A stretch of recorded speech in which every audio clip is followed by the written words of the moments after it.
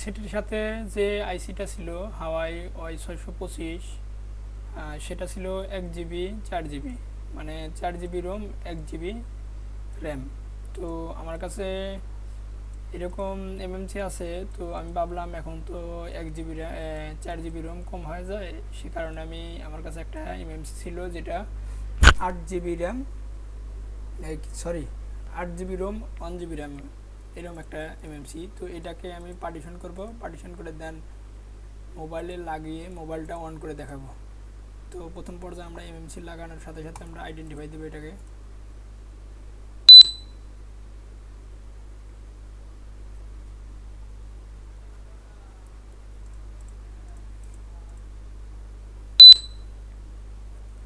এরপর আমাদের এমএমসিতে যদি কোনো ফাইল টাইল থাকে সেক্ষেত্রে আমরা ডিলিট করে দেব।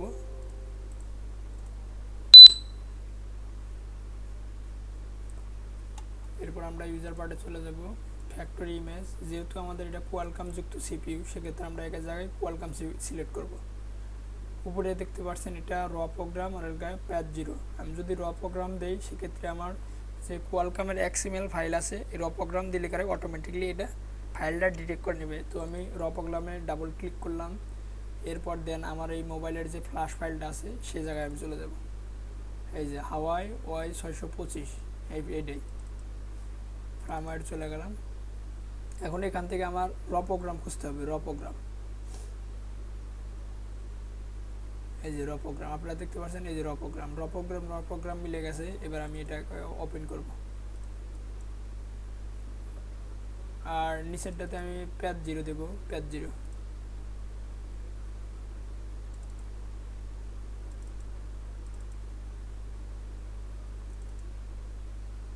এখন এটাকে আমি যেহেতু আমাদের ফার্মারের শো করেছে, এবার আমি রাইট করে দেব।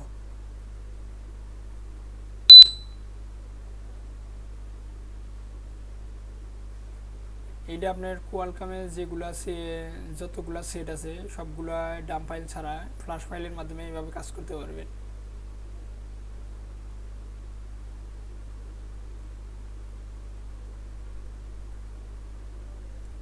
সিস্টেম ফাইলটা বড়, যার কারণে একটু রাইড হতে টাইম লাগে।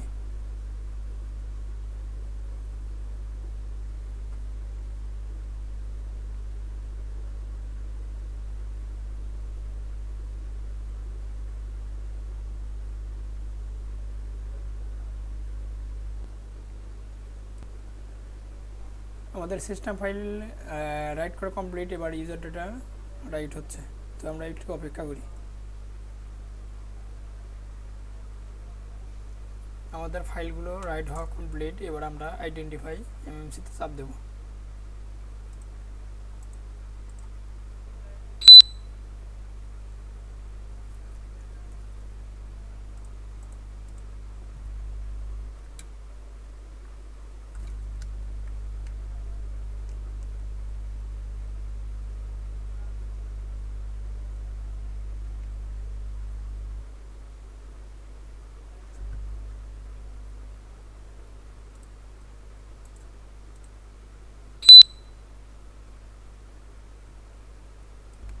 আইসিটাকে খুলে এবার আমরা মাদারবোর্ডে লাগাবো, দেন মাদারবোর্ডে লাগানোর পরে যদি রান হলো, নইলে এটাকে আমরা ফ্ল্যাশ দিয়ে পুরোপুরি রান করে আপনাদের দেখাবো।